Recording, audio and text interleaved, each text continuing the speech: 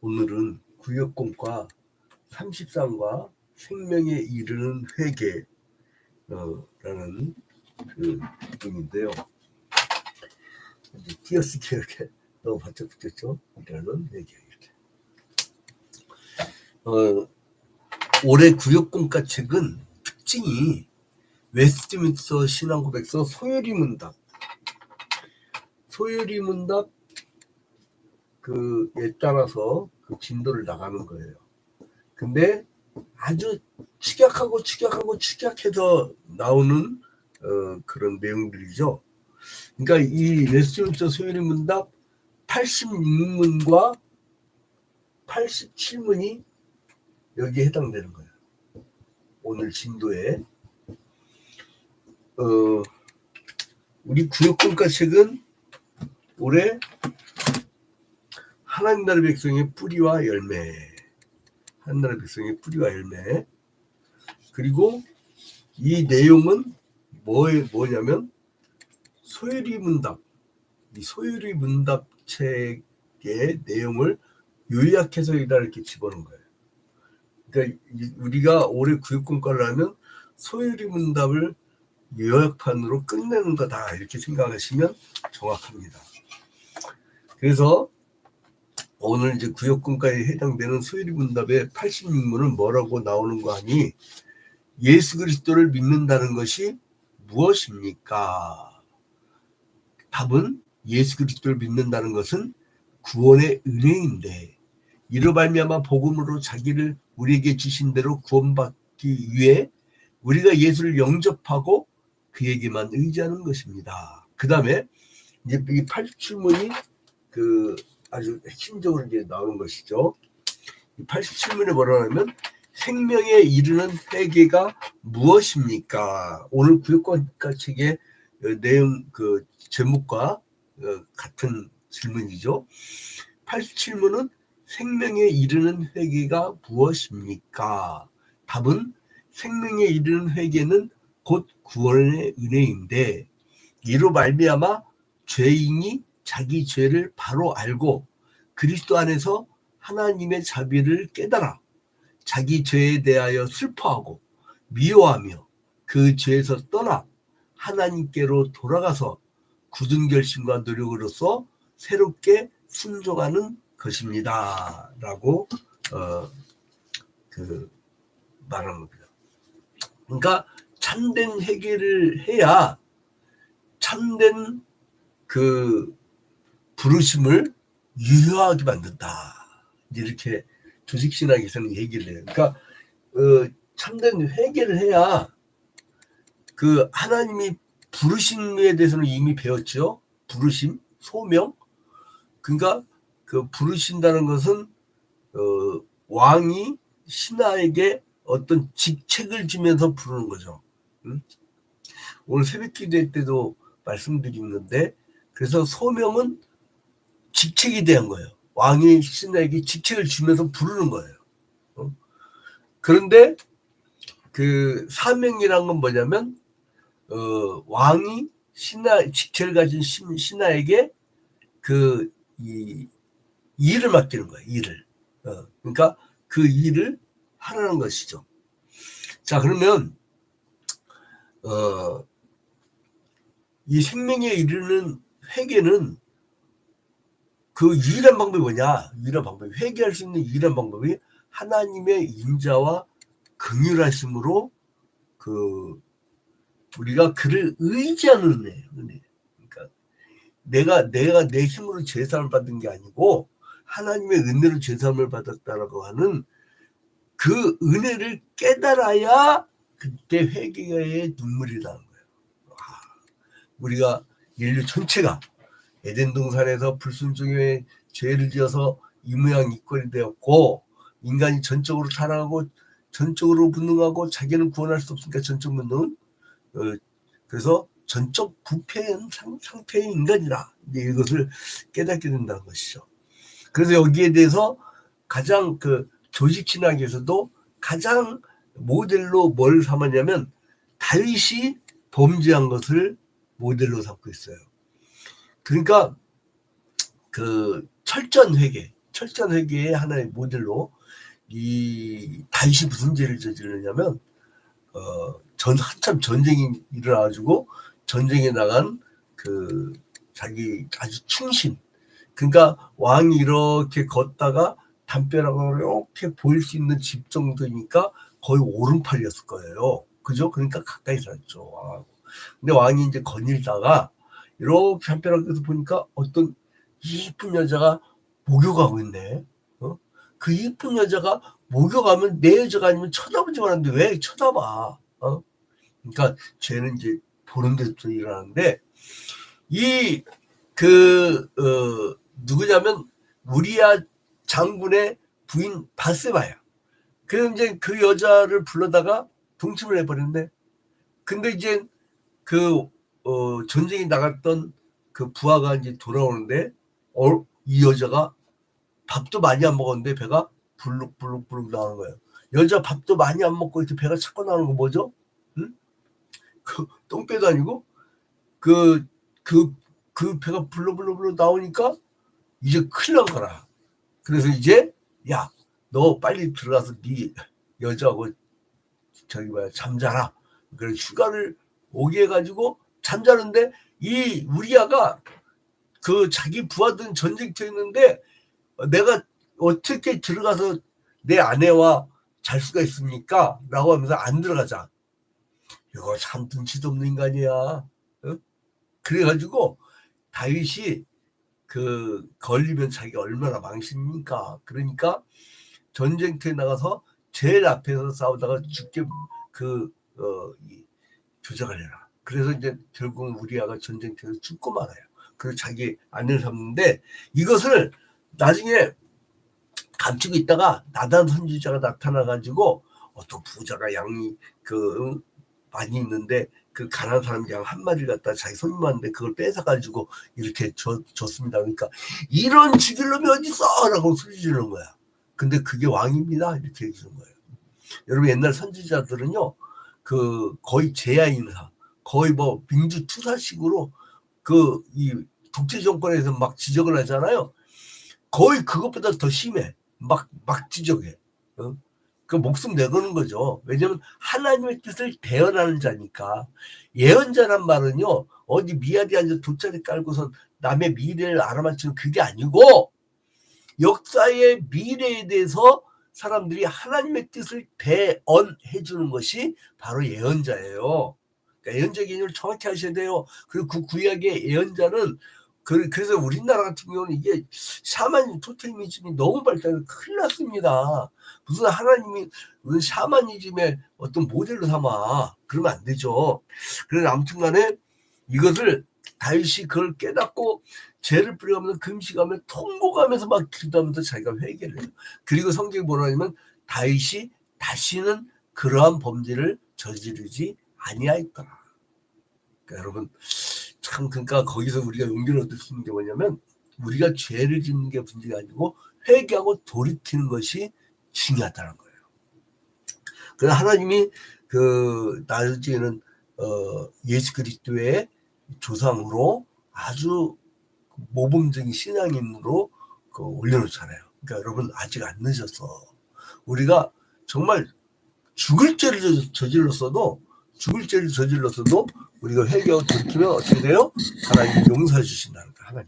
하나님 용서해 주시고 우리를 돌이키게 하고 깨닫게 하신다는 거예요. 그러니까 여러분, 자신감 갖고 이제 우리가 하나님 앞에 돌이키는 역사가 있어야 될 줄로 믿습니다. 자, 그래서 이제 우리가 이제 구원을 받았는데 무슨 놈에 또 우리가 죄를 져? 그게 이제 구원파라고 해서 구원파. 한번 회개하고 돌이켜서 구원받으면 다시는 범죄치 아니한다. 그렇게 주장하는 이상한 놈들이 있어요. 그럼 원죄의 신분이 해결된 게 구원이고, 우리 인간은요, 자범죄를 짓게 돼 있어요. 자범죄. 인간은 약해갖고. 그래서 이제 우리는 자범죄를 지을 수밖에 없는 연약한 존재하는 자. 그래서 이제 염밀서 그 1장에도 이제 그런 내용들이 나오죠. 이제 우리가 시간이 없으니까 간단하게 얘기하고, 그래서 죄를 고백한 다윗이 하나님께 베푸신 제3의 은혜를 확신을 해요. 나 이제 죄 용서를 받았다. 그래서 이제 그래서 우리가 진실함을 갖고 회개하는 것이 가장 중요해요.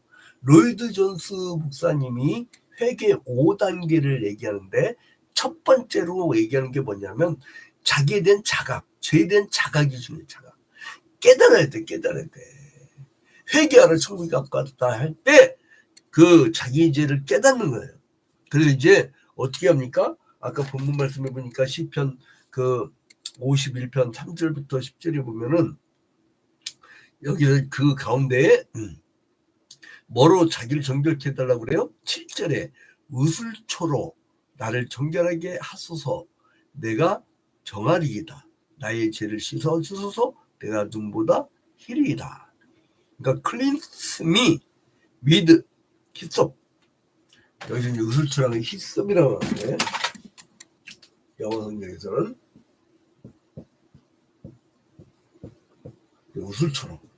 의술초로 나를 정결케 하소서 막 이래요. 이 의술초의 특징은 뭐예요? 이 정결하게 하는 그런 어떤 상징으로 성경에서 그 말을 합니다. 그래서 이제 다윗의 관심은 제3뿐만 아니라 하나님과의 관계고, 여러분 이게 죄란 게 그 에덴 동산에서 얘기해 봅시다. 에덴 동산에서 그때는요, 하나님이 인간과 같이 친밀하게 있었어요. 그러면서 이 친밀하게 있으면서 이 자연은 하나님이 창조하신 그대로 보시기에 좋았더라 했고, 이 자연, 그리고 보시기에 좋았더라, 이제 이 자연인데, 이 자연이 이 자연 상태하고 하나님하고 인간이 이렇게 한데 어우러졌어요. 근데 이 인간이 하나님과 죄를 짓거든요. 이 죄를 지으니까 하나님과의 관계가 멀어져. 그러니까 어때요? 죄의 결과가 자연이 인간에게 좋은 혜택을 주질 않아. 그러니까 엉겅퀴를 내고 사람을 힘들게 해. 그리고 하나님 보시기 좋았다는 자연이 점점 파괴되어져 가요. 그렇게 떨어져 나가는 관계가 되고 맙니다. 그러면 회개라는 게 무엇이냐? 회개라는 게 뭐냐? 하나님과의 단절됐던 관계가 이어지는 거야. 다시 이 상태로 되는 거예요. 이어지는 거. 끊어진 관계가, 하나님과의 관계가 이어지는 거예요. 죄란 것은 하나님과의 관계가 끊어지는 게 죄예요. 근본적인 죄가 뭐냐? 하나님과의 관계가 끊어져 있는 거예요. 그래서 사람들이, 그렇죠, 우리가 전도하러 나가면은 이 옆집에 있는 그 기독교인보다 우리 옆집에 있는 김씨 아저씨가 예수도 안 믿는데 더 착하게 잘 살더라, 그렇게 얘기하잖아요. 그건 뭐냐면 자범죄에 대한 거, 자범의에 대한 거예요. 자기 자의. 그런데 우리는 뭐예요? 근본적인 죄라는 게 뭐예요? 하나님과의 관계가 끊어진 거. 그러니까 하나님과 관계가 끊어지니까 인간과 자연 관계도 끊어지고, 자연이 점점 파괴되어져서 하나님의 본뜻과 떨어져 나가는 것이죠. 그래서 죄로 인해서 멀어졌던 하나님과의 사이가 가까워지기를 바라고 다시 회개하는 것, 그것이 진정한 회개다. 이제 이 다윗의 간절한 기도가 여러분의 삶 속에 있기를 주님의 이름으로 축원드립니다. 자, 그래서 이 회개를요, 조직 신학에서는 회개라고 하지 아니하고 회심이라고 합니다. 회심. 제가 젓가락이 주네. 회심이라고 하는데, 조직 신학에서는 회심. 이 회개를 조직 신학에서는 회심이라고 해요. 헬라어는 메타노이아라고 하는데, 이 회심은 뭐냐면, 회심이란 죄인이 죄에서 떠나 하나님에게로 돌아가는 의식적 변화. 다시 말씀드립니다. 죄인이 죄에서 떠나서 하나님께로 돌아가는 의식적 변화, 그게 바로 회심이라는 의미입니다. 자, 그래서 이제 이 특징은 뭐냐면은 첫 번째로 뭐냐면 각성의식에 나온다. 회심은 각성의식. 이 특징은 뭐냐면 특징은 먼저 각성의식에서 나온다. 그리고 두 번째로는 재창조의 동작이다. 완전히 다시 태어난 거예요. 재창조의 작동이다. 그러니까 여러분, 그 회개한 백성들은요, 완전히 리셋된 거예요. 달라. 저 인간 동네에서 완전히 망나니인데 저렇게 바뀌었네? 우리 할아버지 목사님이 그 평양 시내에서 알아주는 이거였어요. 오늘날 깍두기라고 하죠. 근데 청년기 때 막 힘이 좋아가지고 막걸리도요, 그냥 뭐 한 병, 두 병이 아니라 두 독을 마시고도 끝도 않고 다녔대요. 그래서 막 이 양치질을 딱딱은 막 도망가고 그랬대. 그런데 김미뚜 목사님을 만나가지고 그분이 이제 집회하는데 회개 역사가 일어난 거예요. 그거 나중에 목사님이 되셨어요. 그래서 안락산골이라고 하는 책이 있어요. 안락산골이라는 책이 있는데, 이 김미뚜 목사님에 대한 그 내용이죠. 안락산골이라는 책 앞에 이 김미뚜 목사님 옆에 앉아서 기념사진을 찍은 게, 그게 바로 우리 양춘식 목사님 할아버지예요. 할아버지. 자, 그다음에 그래서 완전히 바뀌게 돼. 양춘식이 바뀌었고 저 훌륭한 목사님이 됐대. 이렇게 된 거예요. 자, 그렇게 변화된 여러분 되시길 주님의 이름으로 축원드립니다. 자, 그다음에 3번은 뭐냐면 구원 과정의 한 부분이다. 그러니까 이게 하나의 완성이 아니라 구원 과정일 뿐이다. 구원 과정이다. 그래서 구원 과정 뭐가 있어요? 소명, 중생, 회심, 신앙, 칭의, 수양, 성화, 견인, 영화, 이렇게 9단계를 얘기했었죠. 그 다음에 이제는 이것은 하나님의 초자연적 사역이다. 하나님의 초자연적 사역. 이거는 인간이 못해. 이 회개는 인간이 회개를 시킨 게 아니에요. 사역, 역사보다 사역. 인간이 하는 게 아니라 하나님이 초자연적으로 도저히 변화시킬 수 없는 그 심령을 변화시키는 거예요. 제가요, 감을 전도해도 안 되는 사람들이 있어요. 그런데 몇 년 뒤에 봤더니 자기가 교회를 다닌대. 어떻게 나가죠? 양 목사님은 그동안 그렇게 설득하고 얘기한 것이 자꾸 양심에 찔려가지고, 그러면 왜 그때 우리 교회 싸우지? 그랬더니 그게 아니라 자기가 우연한 게 교회에서 찬우가 소리하는데 양진호 목사님 그동안 전도했던 그 메시지들이 다 생각이 나면서 그때 딱 들어가서 그냥 등록했다는 거예요. 그러니까 이제 사람이 때가 있어요, 때가. 그러니까 우리 부지런 씨만 뿌리는데, 이 방송을 예수 안 믿는 사람들이 보고 나한테 얘기하더라고요. 양 목사님이 아주 애써 사는데 조회수가 별로 안 되대. 그러더라고요. 왜 그러냐면 이건 우리 CLD TV의 특징이 뭐냐면요, 성경의 원뜻 그대로 전달을 하고 말아요. 그러니까 어떨 땐 시대의 아픈 소리를 내. 아마 왕들도 왕이 아니죠. 내가 자꾸 여기 손바닥에 왕 그린 사람들이 있어가지고 저 왕이라는데, 하여간 국가 지도자라 할지라도 성령이 미쳐서 잘못하면 그냥 찔러버리는 거야. 우리는 그러니까 원색적이야. 그러니까 이게 어떨 때는 재미가 없어. 그리고 길어. 왜냐면 그리고 뜻을 다 전달하고 끝내. 내가 5분만 내 끝내야 사람들이 많이 본다는 걸 모르겠어요. 근데 할 수가 없어. 하나님께. 그러니까 이것을 볼 사람들은 봐라 이거죠. 그 다음에 이제는 이 회개라는 것은 착각하는 게 아니고 뭐예요? 단회적이다. 구원에 관계된 거예요. 자범죄 회개는 계속해야 돼요. 근데 이거는 뭐냐면 이 회심은 단회적이다. 단회적. 그러니까 즉 뭐냐면 원죄, 신분이 원죄인에서 새 사람으로 바뀌는 건 딱 한 번이란 거예요. 그러나 우리가 자범죄를 짓기 때문에 자꾸 회개를 하게 되는 것이죠. 그 다음에 회심의 3요소가 있어요. 이거를 여러분들 외울 때는 어떻게 하냐면 지감결 이렇게 외우세요. 이거 이제 제가 강교사고시 쪽집게 과외 선생 역할을 많이 했는데, 사실 성도들 모르게 이제 몇십 명씩 그 강도사고 싶을 사람들 특강 내줘가지고 아주 짭짤하게 벌고 다닌 적이 있어요. 근데 요즘에는 너무 이제 체력도 딸리고 나이 먹다 보니까 이제 여러 가지 못 하겠더라고. 그래서 이 누가 부탁을 해도 사양을 합니다. 사양을. 왜냐면 이제 요즘에 특히 교회에서 머무르면서 계속 기도 제목이 너무나 많아. 그리고 이제 지감결 기어세요. 회심의 3요소는 뭐라고요? 회심의 3요소?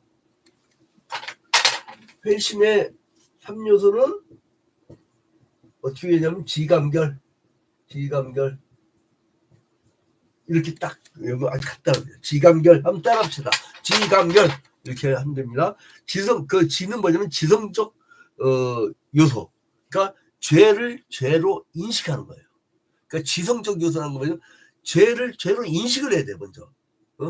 그러니까 아까 그 루이드 존스 목사님이 회개의 5가지 그 요소를 얘기했잖아요. 그거 첫 번째가 비슷해.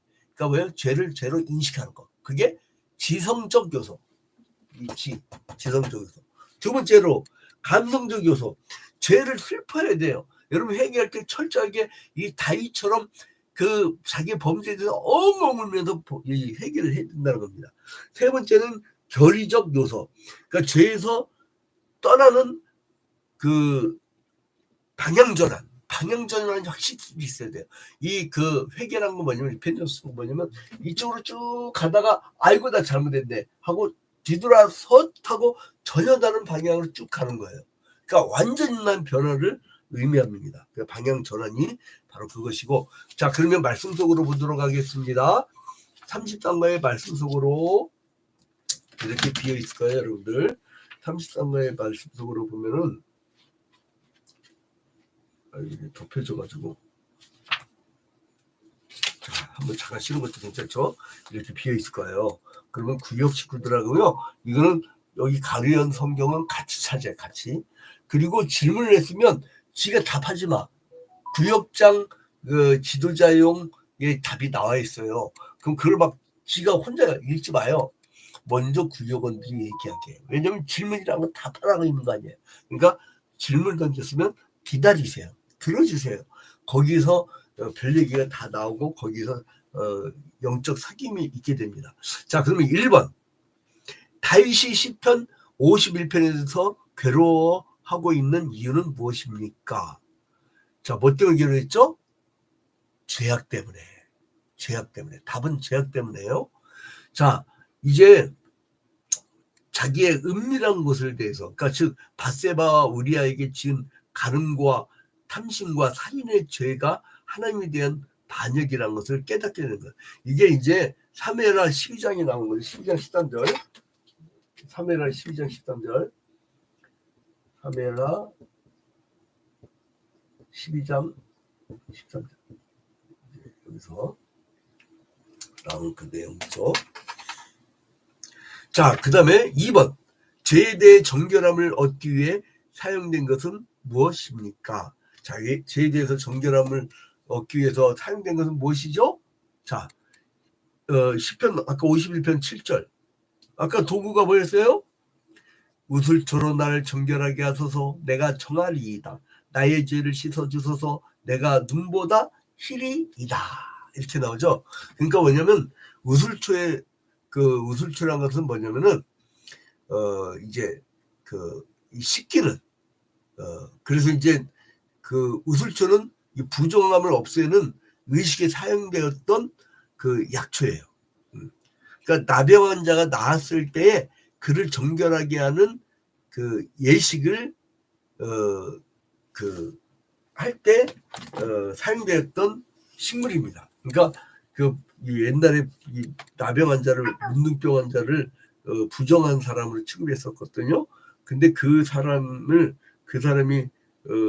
낫고 나면은 뭐라고 했냐면은 우리가 다 같이 잠깐 이건 찾아봐야겠어요. 시간이 걸리더라도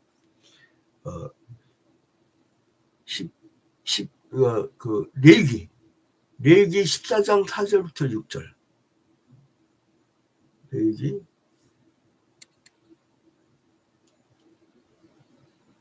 레위기 14장 4절과 6절.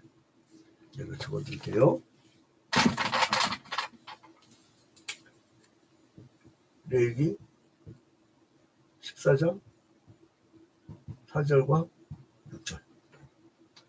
자, 여기 보면 제사장은 그 정결함을 받을 자를 위하여 명령하여 살아있는 정결한 새 2마리와 백향목과 홍색실과 우슬초를 가져오게 하고, 그러니까 그 나병 환자가 나았으면은요 어떻게 되면 정결 의식을 할 때에 이제 그 살아있는 정결한 새 2마리, 백향목, 홍색실과 우슬초를 갖고 우슬초. 그 다음에 6절에 또 보니까 다른 새는 산채로 가져다가 백향목과 홍색실과 우슬초와 함께 가져다가 흐르는 물 위에 잡은 새의 피를 찍어 이렇게 나옵니다. 그러니까 우슬초가 정결하게 하는 의식에 사용되었던 것이다. 그 다음에 민수기 19장 18절을 보면 시체를 만져서 부제가 하게 된 사람을 또 정결하게 하는 의식으로 민수기 19장 18절이 나오고요. 시간국에서 찾지 않겠습니다. 그냥 써드릴게요. 민수기 19장 18절. 19장 18절. 그리고 이제 6월절에 피를 임방에 뿌릴 때도 우슬초를 붓다는 걸 출애굽기 12장 22절. 그 출애굽 당시에 12장 22절. 이것이 바로 우슬초에 대한 내용입니다. 자, 3번. 다윗은 자신을 회복시키실 분이 누구라고 고백하고 있습니까? 이건 어디 나오냐? 시편 51편 10절. 시편 51편 10절. 자, 함께 읽겠습니다. 시작. 하나님이여 내 속에 정한 마음을 창조하시고 내 안에 정직한 영을 새롭게 하소서. 그러니까 나를 다윗은 자신을 회복시킬 분이 누구라고 그래요? 하나님. 하나님이여 내 속에 정한 마음을 창조하시고 내 안에 정직한 영을 새롭게 하소서. 하나님이 자기를 회복시킬 수 있는 분이다 라고 얘기를 합니다. 자, 그러면 유대인들은 인간의 죄가 씻어질 때 나타난 현상 중 하나가 이전의 삶을 버리는 것이라고 얘기합니다. 또 바울은 바울이 회개한 사람은 이전과는 전혀 다른 새로운 본성이 그 안에서 재창조된다고 고린도서 5장 17절에서 말을 하고 있습니다. 자, 그러면 마지막에 묵상 이야기를 읽고 마치도록 하겠습니다. 33권의 묵상 이야기. 각과에 보면은 마지막 끝날 때 과가 있잖아요. 33과가 있으면 33과에서는 제일 마지막에 묵상 이야기 있어요. 묵상 이야기. 요거를 읽어드리고 마치도록 하겠습니다. 러시아의 문호 도스토옙스키가 쓴 소설 죄와 벌을 보면 주인공 라스콜니코프가 사람들의 혈세를 먹고 사는 수전노 노파를 증오하다가 결국 살해합니다. 그때부터 그런 죄책감 때문에 고통스럽게 살아갑니다. 그의 고통은 다윗이 기록한 시편 51편을 읽으면 더욱 다가옵니다. 우리는 예수님을 영접하기 전에는 죄가 무엇인지 어떻게 회개해야 하는지 몰랐지만 예수님을 알고 믿은 후에는 십자가의 보혈을 통한 죄사함의 은혜를 철저하게 경험하게 되었습니다. 죄사함을 경험한 사람만이 은혜가 무엇인지 알고 하나님의 놀라운 사랑을 느낄 수 있습니다. 저도 개인적인 간증을 하게 되면 이제 제가 고등학교 때도 한번 그런 적 있고, 제가 모태신앙이지만 제일 은혜 받았던 때가 뭐냐면 고등학교 때예요. 그때 박종규 전도사님이 저희 담당 전도사님이었는데, 그분이 그냥 매주 금요일마다 그 삼각산에 데려가서 삼각산 기도원에서 우리가 밤새고 기도하게 하고, 그러다가 제가 회심의 사건이 와버렸어. 그냥 모태신앙 때는 유아세를 받았지만 회심의 사건이 왔고 뒤집어져 버렸어. 그냥 평생껏 회개 기도를 하고 굉장히 즐거웠었는데, 그 후에도요 자본죄가 있었을까요? 당연히 있지. 정말 정말 말 같지도 않은 죄들이 있었어요. 그러니까 그걸 또 슬퍼하면서, 그건 이제 원죄의 해결은 있었지만 자범죄가 또 있었단 말이에요. 그러니까 그걸 두고 또 기도를 하는 거예요. 그리고 날마다 또 죄를 져. 우리 한 사람이 저거 어디 갖다 버려야 되는데 그럴 때 누굴 갖다 버리겠어요? 날 갖다 버린다는 거예요. 그러면 나가 참 아유 저 아름다운 여인 그렇게 하겠습니까? 속에 뭐가 올라요? 이 무서운 날 막 저기가 된다고 이렇게 입이 조금 거칠어지려고 한다고 그럼 나도 죄르죠. 그러면 그날 가고 주님 이 영적 지도자 이래서 되겠습니까? 막 회개하고 자복하고 뒤집어지는 거야. 그러면 그 다음날 천사가 돼버려. 천사가 깨닫고 돌이키고 깨닫고 돌이키고 이렇게 하는 과정, 나도 성화의 과정을 가고 있는 사람이에요. 그래서 목사는 완성된 어떤 이 신적인 거룩한 존재이기보다는 거룩해지려고 들어가는데 하나님이 나를 거룩하다고 칭해졌을 뿐이야. 의롭다 칭해졌을 뿐이야. 사실상 죄인인 거죠. 실제상 죄인인 것이죠. 원칙상 의인이나 실제상 죄인이라고 짱 칼뱅이 말을 했지 않습니까?